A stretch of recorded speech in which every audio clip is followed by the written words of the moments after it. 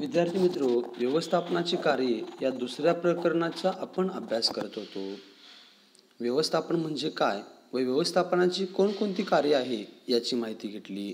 तर त्याच्यामध्ये व्यवस्थापन म्हणजे एखादं कार्य संचलनासंदर्भात आहे किंवा एखादं भाकीत करायचं आणि ते भाकीत पूर्ततेसाठी नियोजन, संघटन व अंमलबजावणीच्या माध्यमातून त्या ठिकाणी ते कार्यपूर्तीसाठी प्रयत्न करणं म्हणजे व्यवस्थापन असं म्हणता येईल. तर याच व्यवस्थापनाची काही कार्य आहेत. त्या कार्याचा वापर करून व्यवस्थापक त्या ठिकाणी ते कार्य पूर्तता करतो. व्यवस्थापनाच्या कार्यामध्ये नियोजन, संघटन, कर्मचारी व्यवस्थापन, निर्देशन, समन्वय व नियंत्रण ही कार्य आहेत. त्या कार्याचा वापर करून एखादं व्यवसाय संस्थेचे ध्येय, उद्दिष्ट पूर्ततेसंदर्भात या कार्याचा वापर केला जातो. पाठीमागं आपण नियोजन व संघटन या संदर्भात माहिती घेतली. नियोजन म्हणजे एखाद्या कार्याचा आराखडा तयार करणे, ध्येयपूर्तीसाठी आराखडा तयार करणे आणि तो म्हणजेच नियोजन म्हणता येईल. तर संघटन म्हणजे लागणारी ध्येयप्राप्तीसाठी, उद्दिष्टपूर्तीसाठी लागणारी जी साधन सामुग्री असेल, मनुष्यबळ असेल किंवा भौतिक साधन सामुग्री असेल, याची जमवाजमवी करण्याचं काम या संघटनेच्या कार्यामध्ये केलं जातं. संघटनेमध्ये साधन सामुग्रीची जमवाजमव केल्यानंतर ती साधन सामुग्री वेगवेगळ्या विभागामध्ये वेगवेगळ्या कार्यानुसार त्याचं वाटप साधन सामुग्रीच करण्याचं काम सुद्धा या संघटन या कार्यामध्ये केलं जातं. आता आपण कर्मचारी व्यवस्थापन याची माहिती घेणार आहोत. कर्मचारी व्यवस्थापनाची माहिती घेता विचार केला तर व्यवस्थापकाला कर्मचारीची व्यवस्थापन करावं लागतं. व्यवसाय संस्था सुरळीतपणे चालवण्यासाठी किंवा कायमस्वरूपी टिकवण्यासाठी कर्मचारी अत्यावश्यक असतात. कारण व्यवसाय संस्थेमध्ये एकदाच फक्त कर्मचाऱ्यांची नियुक्ती केली म्हणजे झालं नाही. व्यवसाय संस्था दीर्घकाळ टिकण्यासाठी कर्मचाऱ्यांच्याही अडचणी येतात आणि त्या अडचणीचा विचार केला तर बऱ्याच अंशी कर्मचाऱ्याची पदोन्नती असेल म्हणजेच बढती असेल किंवा बदली असेल, व्यवसायाचा विस्तार वाढत असेल, निवृत्ती असेल, राजीनामा असेल, अपघात असेल, कर्मचाऱ्याचा मृत्यू असेल, अशा विविध कारणामुळे कर्मचाऱ्यांची पदे रिक्त होतात आणि ह्या पदांची व्यवसाय चालू असतानाच त्या ठिकाणी कर्मचाऱ्यांची सुद्धा नियुक्त करणं हे व्यवस्थापकाचं महत्त्वाचं कार्य आहे. प्रत्येक कामाच्या ठिकाणी योग्य व्यक्ती योग्य मोबदल्यानुसार त्या कर्मचाऱ्याकडून काम करून घेणं हे व्यवस्थापकाचं कौशल्य आहे. या कौशल्याचा विचार करता व्यवस्थापकाला कर्मचाऱ्याची नियुक्ती करणं अत्यंत आवश्यक आहे. बऱ्याच अंशी चांगला कर्मचारी जर असेल तर व्यवसायाचं कार्य चांगल्या पद्धतीनं होतं आणि जर कर्मचाऱ्यांची जर अडचण असेल किंवा कर्मचारी मिळत नसतील किंवा कर्मचारी उत्कृष्ट कौशल्याचे नसतील तर व्यवसायाचे कार्य चांगल्या पद्धतीने होत नाही. म्हणून व्यवस्थापकाला त्या ठिकाणी कर्मचाऱ्याची नियुक्ती करत असताना कर्मचाऱ्याच्या व्यवस्थापन या कार्याचा संपूर्ण विचार करून योग्य कर्मचाऱ्याची नियुक्ती करणं आणि त्या कर्मचाऱ्या व्यवस्थापनामध्ये त्या ठिकाणी संपूर्ण घटकाचा विचार करून कर्मचाऱ्यांची नियुक्ती करून त्या ठिकाणी कर्मचारी व्यवसाय संस्थेमध्ये कामाला लावणं हे एक महत्त्वाचं कार्य त्या ठिकाणी व्यवस्थापक करत असतो. कर्मचारी व्यवस्थापनामध्ये कर्मचाऱ्यांची नियुक्ती करत असताना कर्मचाऱ्यांची भरती करणे, भरती केलेल्या कर्मचाऱ्यांना योग्य कामासाठी निवड करणे, संपूर्ण कार्याची जबाबदारीचं वाटप करायचं, मूल्यांकन करायचं प्रत्येक कार्याचं आणि योग्य तो कर्मचाऱ्यांना मोबदला द्यायचा इत्यादी कार्ये व्यवस्थापनाच्या कार्यात समाविष्ट असतात. आणि त्याचा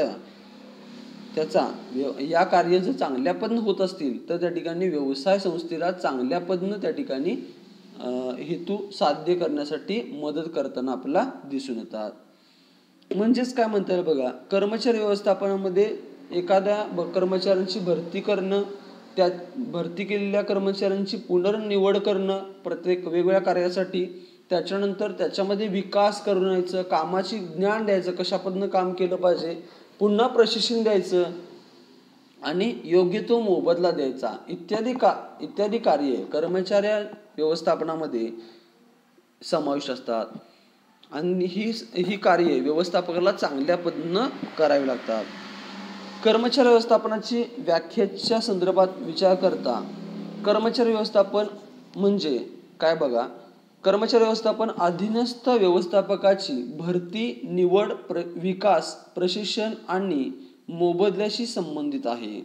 दुसरी व्याख्या बघा. कर्मचारी व्यवस्थापन हे कर्मचाऱ्यांना आणणे, प्रशिक्षण देणे आणि कामाची अनुकूल परिस्थिती टिकवून ठेवणे अशी पूर्णपणे कर्मचाऱ्यांशी निगडीत कार्य आहेत. म्हणजेच काय म्हणता येईल बघा, या दोन्ही व्याख्यामधून कर्मचाऱ्यांना आणायचं आहे, त्यांची इंटरव्ह्यू असेल किंवा त्या ठिकाणी भरती करायचं, प्रशिक्षण दिलं जातं, त्याच्यानंतर निवड करायची, विकास करायचा त्याच्यामध्ये, आणि योग्य ती कामासंदर्भात योग्य ती परिस्थिती टिकवून ठेवण्यासाठी योग्य त्या अडचणी असतील, कर्मचाऱ्यांना बढती असेल, प्रमोशन असेल, राजीनामा असेल, अपघात असेल, ज्या ज्या अडचणी येतील त्या व्यवसाय संस्थेमध्ये कर्मचाऱ्यांना टिकवून ठेवण्यासाठी त्या ठिकाणी कार्य व्यवस्थापकाला कर्मचारी व्यवस्थापन या कार्यामध्ये करावं लागतं.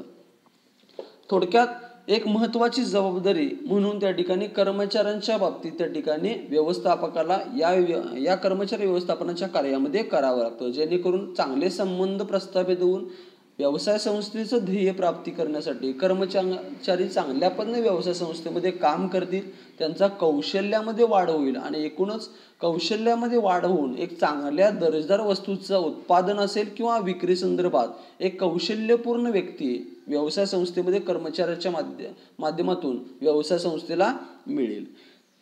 कर्मचारी व्यवस्थापनाचं महत्त्व काय हे आपण आता बघणार आहोत.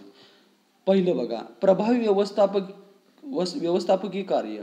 आता आपण व्यवस्थापनाच्या कार्यामध्ये नियोजन करतोय, संघटन करतोय, निर्देशन असेल, नियंत्रण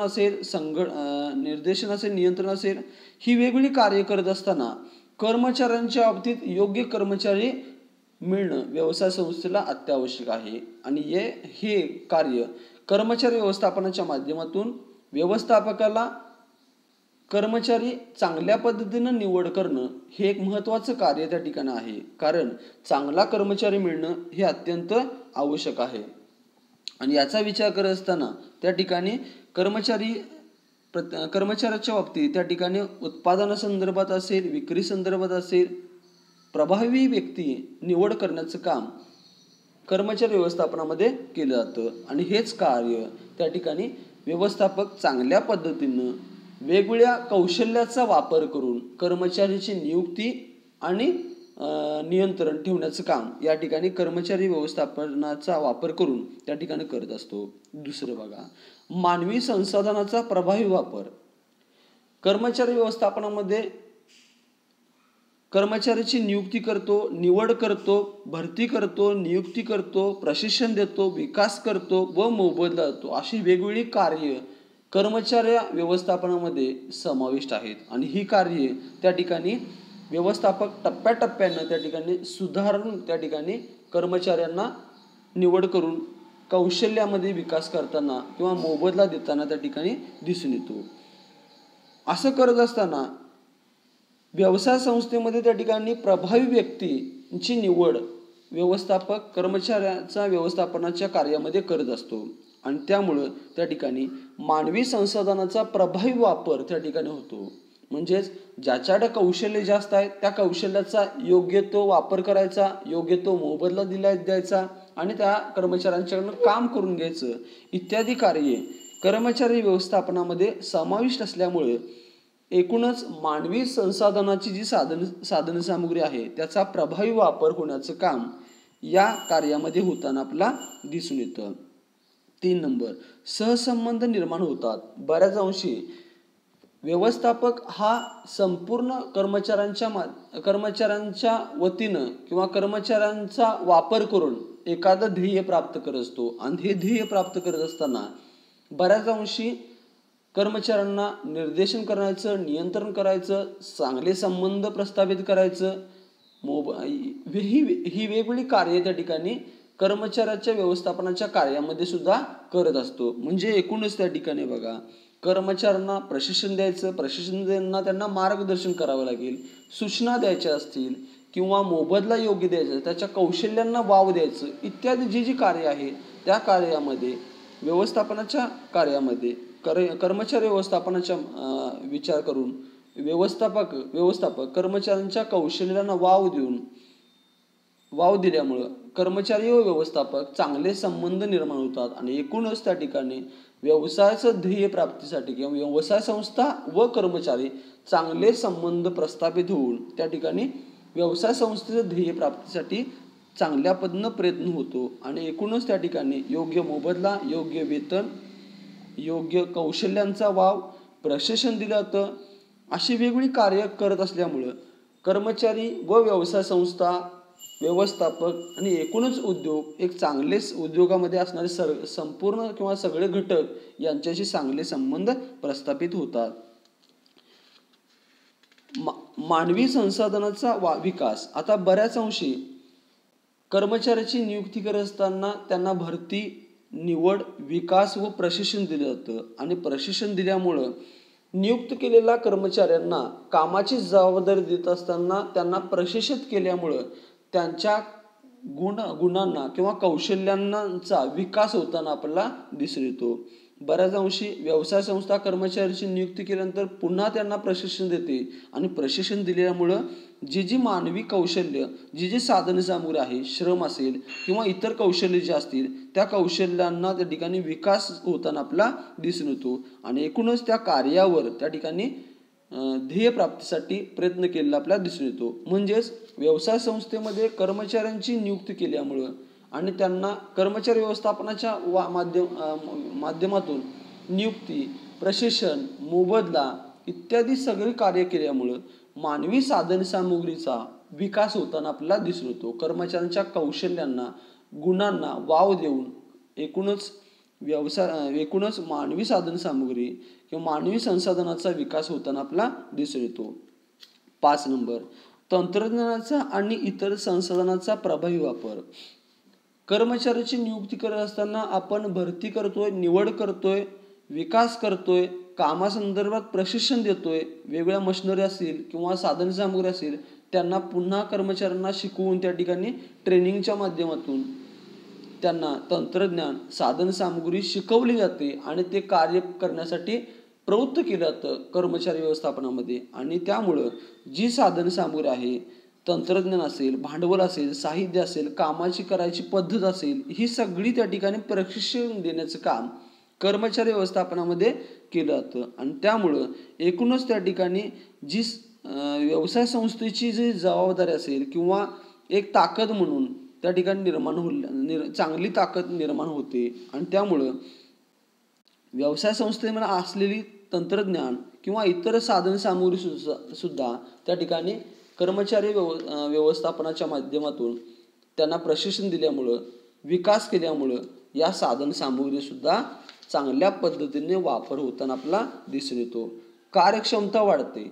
आता बघा, कर्मचाऱ्यांना प्रशिक्षण केल्यामुळं, विकास केल्यामुळं, कामासंदर्भात ज्ञान दिल्यामुळं कर्मचाऱ्याची त्याची काम करण्याची बौद्धिक क्षमता त्या ठिकाणी किंवा इच्छाशक्ती वाढवतो आणि त्यामुळं कर्मचाऱ्याला सगळ्या गोष्टींची माहिती आपण अगोदरच दिल्यामुळं एकूणच काम करण्याची क्षमता त्याची वाढत जाते. अगोदरच आपण पूर्वकल्पना देतो, प्रशिक्षणाचा वापर करून शिकवतो, विकास करतो त्याचा आणि त्यामुळे त्या ठिकाणी कार्यक्षमता वाढताना आपल्याला दिसून येते. दीर्घकालीन परिणाम. आता कर्मचाऱ्याची नियुक्ती करत असताना त्या ठिकाणी आपण प्रशिक्षण, निवड करतो, भरती करतो, योग्य मोबदला देतो आणि योग्य मोबदलाही देत असल्यामुळं त्या ठिकाणी कर्मचारी चांगल्या पद्धतीनं काम करतात आणि त्यामुळं काम चांगल्या पद्धतीनं करत असल्यामुळं उत्पादनाची निर्मिती चांगल्या पद्धतीनं होईल किंवा विक्री चांगल्या पद्धतीनं होईल आणि या एकूणच त्या ठिकाणी संपूर्ण संघटना सुरळीत चालेल. कर्मचारी चांगल्या पद्धतीनं काम करत असल्यामुळे उत्पादनाची निर्मिती असेल किंवा विक्री असेल या संदर्भात एकूण संपूर्ण जे कार्य आहे ते चांगल्या पद्धतीनं होत असल्यामुळे व्यवसाय संस्थेच्या संदर्भात दीर्घकालीन परिणाम त्या ठिकाणी निर्माण होतात. त्याच्यानंतर आवश्यक योगदान. आता बघा, कर्मचाऱ्यांना आपण प्रशिक्षण देतो, विकास करतोय, आणि योग्य मोबदलाही त्या ठिकाणी देतोय आणि त्यामुळं त्या ठिकाणी कर्मचारी व्यवसाय संस्थेमध्ये काम करत असताना व्यवस्थापक योग्य त्यावेळी निर्देश देतोय किंवा सूचना देतोय, मार्गदर्शनही करतोय आणि मार्गदर्शन करत असल्यामुळं चांगले संबंध प्रस्थापित होतात. एक व्यवसाय संस्था आणि कर्मचारी आणि व्यवस्थापक या संपूर्ण टीमच्या माध्यमातून ते कार्य होतं आणि ते कार्य होत असल्यामुळं संपूर्ण त्या ठिकाणी व्यवस्थापक कर्मचाऱ्यांच्यावर त्या ठिकाणी प्रशिक्षण, विकास किंवा मोबदला योग्य पद्धतीने वाटप करत असल्यामुळं त्या ठिकाणी चांगल्या पद्धतीनं व्यवसाय संस्थेमध्ये कर्मचारी काम करतात आणि योग्य तो आवश्यक असलेला योगदान कर्मचारी व्यवसाय संस्थेमध्ये काम करून राबवताना आपला दिसून येतात. 9 नंबर बघा, कामाचे समाधान. आता बघा, कर्मचाऱ्यांना कामाची अगोदरच काम शिकवलं जातं किंवा कामासंदर्भात माहिती दिली जाते, त्यांच्यामध्ये विकास केला जातो, त्यांना मार्गदर्शन केलं जातं, सूचना दिल्या जातात, प्रशिक्षण दिले जातात. अशी वेगवेगळी कार्ये कर्मचारी व्यवस्थापनाच्या कार्यामध्ये व्यवस्थापक प्रत्यक्ष कर्मचाऱ्यांना करत असतो आणि कर्मचारीही त्या ठिकाणी ही जी सांगितलेल्या सूचना किंवा मार्गदर्शन केलेल्या जी कार्य आहेत, ज्या सूचना आहेत, त्या सूचना आत्मसात करून प्रत्यक्ष कार्यावर त्या ठिकाणी वापर करत असतो आणि त्यामुळं प्रत्यक्ष कामगाराला सुद्धा योग्य मोबदला दिल्यामुळं त्या ठिकाणी चांगल्या पद्धतीनं काम करतो आणि कारण त्यांना कामाचं समाधान मिळेल, कारण योग्य मोबदला मिळतोय. नवीन कामगारांना कौशल्याला किंवा गुणांनाही वाव दिल्यामुळं कामगारांना एकूणच त्या ठिकाणी समाधान प्राप्त होईल काम केल्याचं आणि हा एक फायदा त्या ठिकाणी होताना आपला दिसून येतो. 10 नंबर, सुसंवाद टिकवून ठेवते. आता कर्मचारी व व्यवस्थापक एक टीम म्हणून व्यवसायाचं कार्य करत असतात. तर कर्मचारी व्यवस्थापनाच्या कार्यामध्ये व्यवस्थापक कर्मचाऱ्यांना भरती करतो, निवड करतो, प्रशिक्षण देतो, विकास करतो, मार्गदर्शन करतो, सूचना करत असतो, निर्देश देतो आणि एकूणच त्या ठिकाणी सूचना देऊन त्या ठिकाणी चांगले संबंध येणाऱ्या अडचणीवर त्या ठिकाणी ज्या त्यावेळी व्यवस्थापक मार्गदर्शन करत असल्यामुळं सूचना देत असतो आणि त्यामुळं जर कर्मचाऱ्यांना अडचण आली तर आपण तो कर्मचारी व्यवस्थापकाला विचारत असतो आणि एकूणच या कम्युनिकेशन किंवा संभाषणामुळं त्या ठिकाणी चांगला संवाद प्रस्थापित होतो. मोबदलाही योग्य त्या ठिकाणी मिळत असल्यामुळं कौशल्यांनाही वाव मिळतोय, मार्गदर्शन मिळते, सूचना मिळतात आणि ह्या एकूणच या संपूर्ण कार्याचा विचार करता कर्मचारी व व्यवस्थापक एक चांगला सुसंवाद घडून येतो आणि त्यामुळे व्यवसाय संस्थेचं ध्येय चांगल्या पद्धतीनं पूर्ततेसाठी कर्मचारी व व्यवस्थापक हे कार्यपूर्तीसाठी प्रयत्न करताना आपल्याला दिसून येतात. आणि म्हणजेच एकूणच त्या ठिकाणी बघा, कर्मचारी व्यवस्थापनामध्ये एक महत्त्वाचं कार्य की कर्मचाऱ्यांची नियुक्ती करणं आणि त्या कर्मचाऱ्यांना योग्य पद्धतीनं काम करून घेण्यासाठी त्यांना प्रशिक्षण द्यायचं, विकास करायचा, त्यांच्या गुण आणि कौशल्याला वाव द्यायचा व मोबदलाही योग्य द्यायचा इत्यादी कार्यामुळं एकूणच त्या ठिकाणी कर्मचारी व व्यवस्थापक चांगले संबंध प्रस्थापित होऊन व्यवसायाचं ध्येय जे आहे ते ध्येय प्राप्तीसाठी त्यांची कार्यक्षमता वाढते आणि व्यवसायाचे जे परिणामकारक हेतू साध्य करण्यासाठी आवश्यक ते योगदान कर्मचारी देताना आपला दिसून येतात.